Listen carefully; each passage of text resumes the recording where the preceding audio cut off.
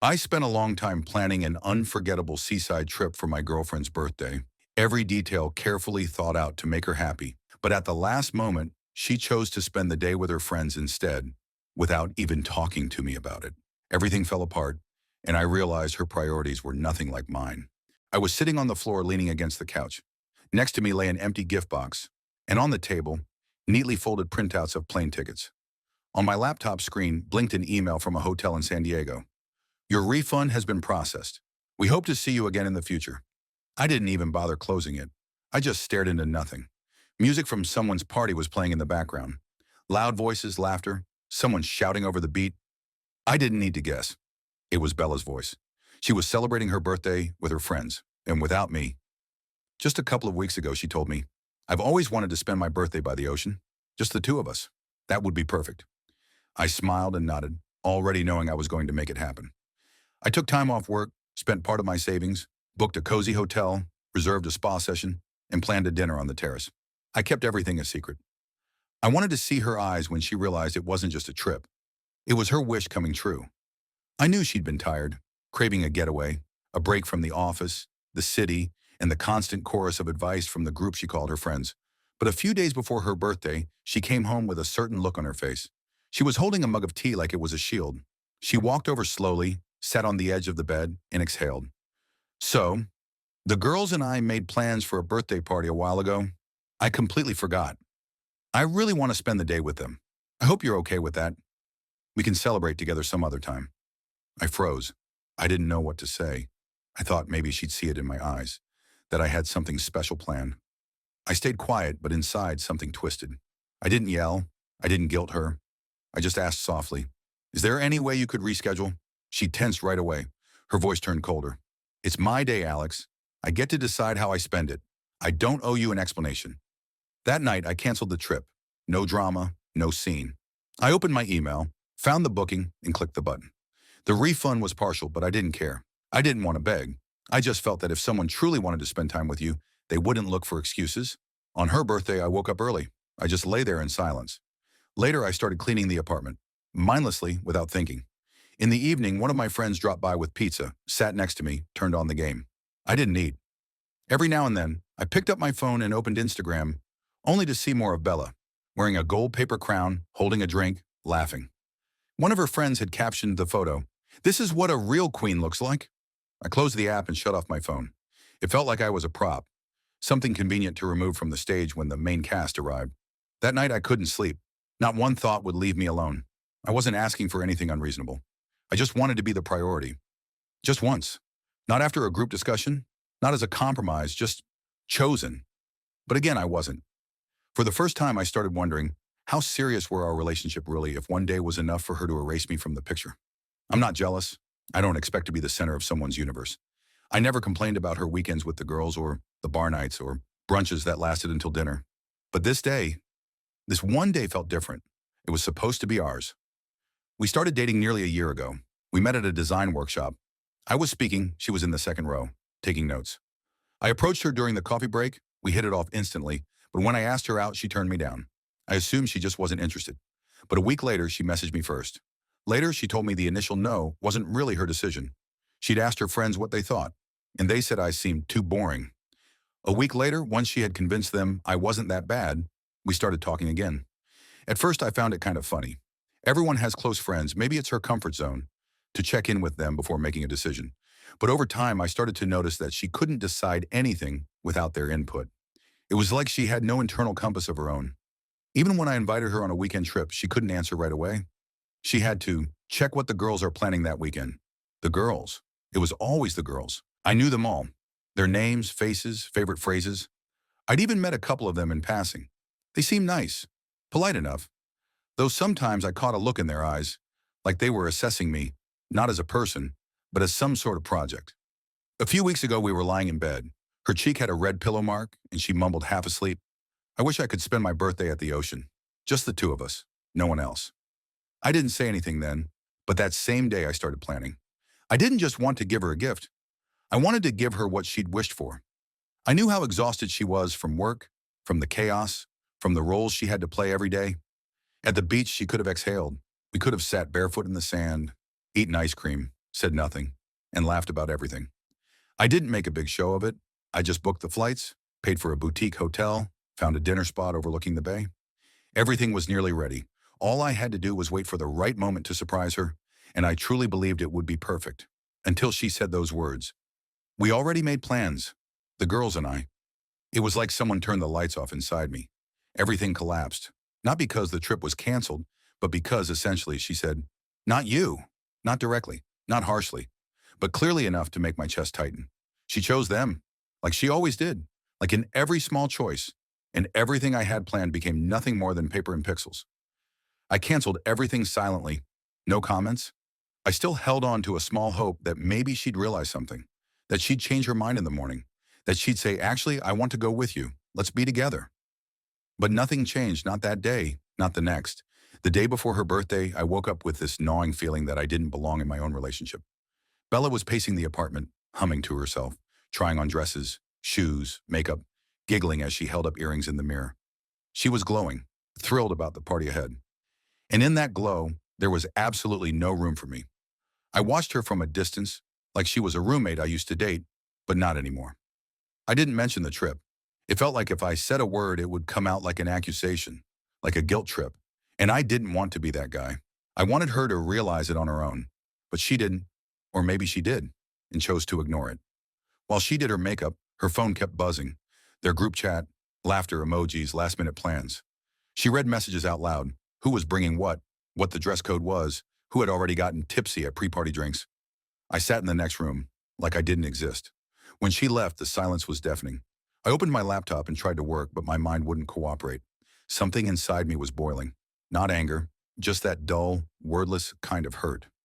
I had spent so much time planning something meaningful. Not flashy, just warm. And in return, I got emptiness. Later, I went for a walk. The air was damp, trees still bare, that spring smell hanging in the air, like something unfinished. I started wondering if I was overreacting. Maybe I'd taken it too personally. But honestly, was I asking for that much? When I came back, Bella had already sent me a few voice messages. Light, a little slurred from drinks, laughter in the background, music, toasts. I didn't listen to them, just set my phone down and sat on the bed. I knew I wouldn't be seeing her that night, or celebrating with her. The next morning, she showed up. Fresh, well-rested, in high spirits. She started talking right away. How fun the party was, how her friends threw a surprise photo shoot, who hooked up with whom by morning. She was buzzing with energy, looking at me like I should be happy for her. I nodded, pretended to listen, but inside I felt completely emptied out. She went into the bathroom and I picked up my phone to check emails. Right then, a notification popped up from the resort. The refund had been processed. Bella walked out and saw the screen. "What's that?" she asked. I didn't lie. I told her straight. I had planned a trip for her birthday, San Diego, ocean views, dinner, and a massage. But I canceled it the moment I realized she had chosen someone else. She stared at me in silence, then grabbed my phone and read the message again, like she didn't believe it. And then suddenly she exploded. Said I acted like a child, that I should have told her, given her the choice, that I ruined her day. I listened, but didn't recognize the person yelling. I had tried to talk to her. I'd hinted, I asked. But back then, just a few days ago, she was firm. No, maybe. No space for compromise, just, I'm spending it with the girls. I reminded her of that, calmly, without any edge. Just stated the facts. And somehow that made things worse. She started accusing me of being selfish, of intentionally trying to hurt her. And that's when I cracked. I told her that if she had ever once put me first, she would have known how much this meant to me. But clearly she preferred living like she was still in high school, surrounded by her clique. That was the breaking point. I saw it hit her. She turned and walked out. No screaming, no drama. She just left. The next day I woke up in an empty apartment. No texts, no calls. I didn't even know where she was. Normally that would have made me worry. Now it just deepened the silence. I spent the whole day swinging between anger and guilt. Her words, my words, her face before she slammed the door. They kept looping in my head. I didn't feel guilty, but I felt awful. I scrolled through my messages. Nothing. But when I opened Instagram, I saw that two of her friends had blocked me. The others were still there, but now they were posting cryptic stories. Photos with Bella, captions like, "You deserve the best," or "The tide knows who to take away." One even posted a shot from her birthday party with the words, "Surrounded by the real ones." I didn't text her. I figured if she wanted to talk, she would. Still, I couldn't shake the feeling that I was being painted as the bad guy. I remembered how her friends used to smile when we met, laugh at my jokes, say what a great couple we made. Now it was like someone flipped a switch. I imagined her telling them her version, where I was the petty one, the immature one, the one who ruined her birthday for no reason, and them doing what they always did. Just dump him. I didn't need to hear it to know exactly how it went down. That group always had the same advice for everything. Bella and I had fought before. Small things, little miscommunications. But she always came back first. Not because she was wrong, but because she knew I struggled with being the first to reach out. She always tried to bridge the gap. This time, nothing. And I knew the girls had gotten in her head. By evening, I started to wonder if it really was over. Maybe she had decided that this fight was the line. I felt hollow, like someone had ripped the floor out from under me. Not rage, not even sadness. Just numb. I put my phone on a silent and went to the kitchen to make coffee. That's when the doorbell rang. I opened it and froze. Bella was standing there with a bunch of wildflowers and a box of my favorite chocolate. No makeup, just jeans and a plain hoodie. Exactly how I'd always loved her most. "I'm sorry," she said. I silently stepped aside and let her in. We didn't hug. We didn't speak right away. We just sat next to each other on the couch. A few minutes passed before she started talking. Her voice trembled a bit, but there was no anger in it, just exhaustion. She told me how, after our fight, she went to brunch with the girls. The meetup was already planned. She got there early, hoping to vent, maybe get some comfort, but instead they piled on her, said they'd never liked me, that I was boring, that it had been my chance, and I blew it. Then one of them suggested going on a date with someone else, posting photos, just to make me realize what I lost. Bella thought it was a joke at first, but they kept discussing it, seriously, how to stage it, who to pick. And suddenly she realized it wasn't a joke. That was how they solved things. She told them no, said she didn't want to play games, that I didn't deserve that. And they started laughing, calling her weak, naive. Said that's exactly why she ended up with someone like me. And that's when something clicked in her. She looked at them, and for the first time, didn't see support. She saw cruelty. She came to me because she realized that if she didn't say something now, it might be too late. She knew I wouldn't reach out first, knew I was hurting, and that I still loved her, even if I didn't say it. I didn't know what to say. Maybe I didn't need to. We just sat next to each other until the room felt a little warmer. Not the temperature, just the quiet sense of being accepted. Her eyes were red, like she hadn't slept, but they didn't hold the usual tension. She wasn't justifying herself or smoothing things over. She was just speaking honestly, maybe for the first time. A lot changed after that night. We didn't talk about big picture things. We just got a little closer. We started saying the small things that had been missing for a long time. I started to feel again like there was an us, not just two people bound together by routine and shared habits. But the world around us didn't let go so easily. The very next day, Bella started getting messages. At first, a couple of half-hearted apologies, the kind that end with, "But you know we love you," then ultimatums. Her friends demanded she take down the photo she had posted of us together the night before. "You're setting a bad example. You're embarrassing yourself. If you're back with him, don't count on us." Bella read the messages out loud, and I saw her hands trembling. I offered, "If it helps, we can delete it. I don't mind." She looked at me with this tired sadness, and I instantly regretted saying it. "I don't want to," she said quietly. "I'm just tired of always having to choose." And in that sentence was everything. She was tired of living in a constant either or, either me or them, either the right decision or betrayal of the group. I never asked her to choose. I just wanted her to feel free. But her friends weren't backing down. Their next move was public pressure. Someone posted an old photo of her with the caption, "Some people forget who held them when they were falling." Others reposted passive-aggressive stories. People started asking questions, messaging Bella directly, digging through her comments. I was ready to delete all my social media, just to make it stop. But Bella changed. Not in a joyful way, in a clear way, like something inside her finally clicked. "I don't want to stay quiet anymore," she said. "I've been looking the other way for years just to keep peace. But now they're not even pretending to care." She opened her laptop and started scrolling through old files. Turns out she had saved screenshots from their old group chat. Hundreds of messages, gossip, trash talk about other people's partners, cruel jokes, passive bullying. There were names, photos, quotes that made your skin crawl. Bella had never participated. She just never deleted anything. But now she decided enough was enough. "They want war," she said. "Fine, but this time, they'll see what truth looks like." I didn't interfere, just watched. There was so much resolve in her, I didn't want to get in the way. She posted the screenshots, no insults, no dramatic captions, just facts. She tagged the people being talked about, wrote, "Sorry this took so long. I can't stay silent anymore." The reaction was instant. People who had once supported her friends started unfollowing them. Bella started getting DMs from the women they had talked about behind their backs. Old classmates, ex-co-workers, even someone's sister. They thanked her for speaking up. Her ex-friends, they panicked, started sending scrambled, frantic explanations, claimed things were taken out of context, saying that she had betrayed the pact. Bella read the messages in silence, then deleted the last remaining contacts, blocked them all, looked over at me and gave a tired smile. I guess now I really am alone. I took her hand. Number. Now you're just with people who choose you, not control you. After posting the screenshots, it was like the world around us went still. For several days, none of Bella's former friends appeared. No messages, no calls, just a few awkward attempts to post something neutral in their stories, all instantly flooded with angry replies. Everything that once felt untouchable collapsed in 3 days, but even victory doesn't always bring relief. On the fourth morning, Bella woke up early. I found her in the kitchen sitting in the dark with a cup of cold coffee. She wasn't crying, just quiet, staring at nothing. I sat next to her without saying a word and took her hand. You know, she whispered, I don't have a single conversation where I actually shared anything with them. Just reactions, just responding to other people's drama. I was next to them, but never with them. She didn't ask for comfort. She just needed to say it out loud. We spent the whole day like that. No social media, no news. I put on a movie she once said she wanted to watch but never had time. We lay under a blanket and ate ice cream straight from the tub.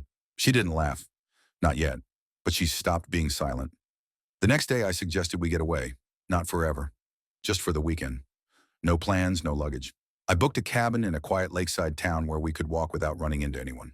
We drove there in my old car, blasting 2000 music and arguing over whose playlist was worse. For the first time in a while, I heard her laugh without forcing it. At night, we sat by the fire, saying nothing, watching the water. Sometimes she talked about the girls, not with anger, but with disbelief. How had she lived so long by other people's standards? She started sharing things. How one of them secretly dated another's boyfriend. How another always sabotaged anyone else's success to stay in the spotlight.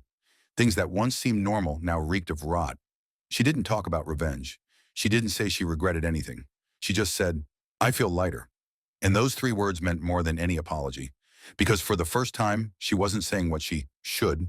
She was saying what she felt. When we got back home, she didn't turn her phone on, just tucked it into a drawer. Said she didn't want to be online again. Not out of defiance, but for her own peace. She started reading books again. Signed up for dance classes she used to dream about. Slowly, carefully, she began building a different life around her. I didn't interfere, didn't rush her. I just stayed close. We started spending evenings differently. Dinners in the kitchen without phones, late night walks, talking about movies, food and plans. Nothing special. But in those quiet moments, there was more meaning than in all those photo shoots with fake smiles and performative captions. One night she said, it's strange. I thought losing them would make me feel empty. But now it feels like I finally have space inside. For myself. I didn't answer. I just pulled her into a hug. It felt like things had finally quieted down. A week passed almost peacefully. No new posts, no more jabs. Bella started smiling again without that flicker of anxiety in her eyes. She was making plans, looking into courses, reconnecting with a few old friends she'd lost touch with because of her former circle. But the calm didn't last. One evening, she showed me an email. It had come through an old inbox she barely checked anymore. It started with the familiar, I'm sorry things turned out this way. It was long. The sender was Lauren, the unofficial leader of their group. Regret, emotional lines about how we were like sisters, how she never wanted things to end like this. At first, it read like a clumsy attempt at reconciliation. But as the message went on, the tone shifted.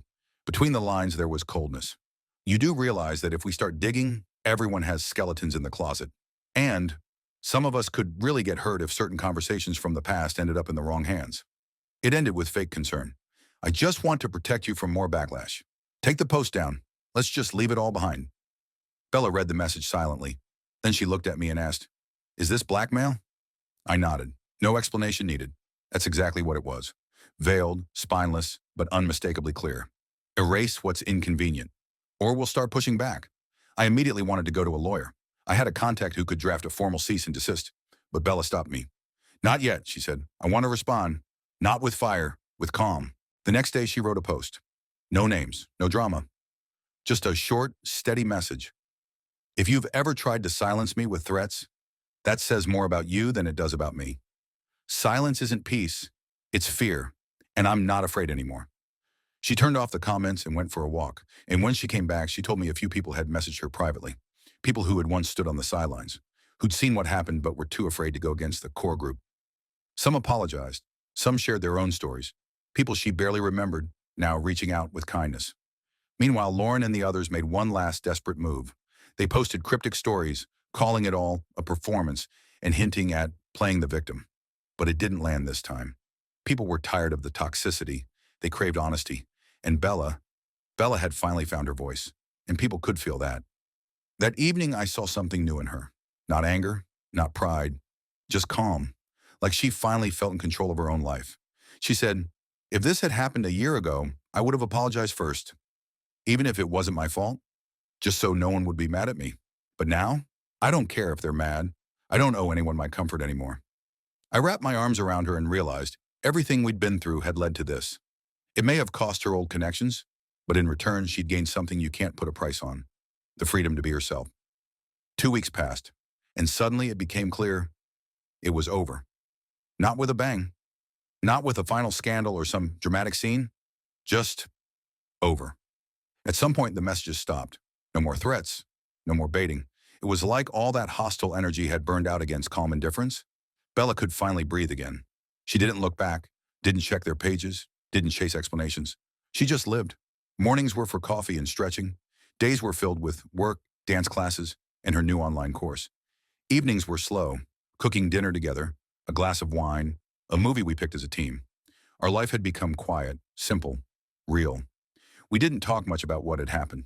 Not because we were afraid, but because we didn't need to.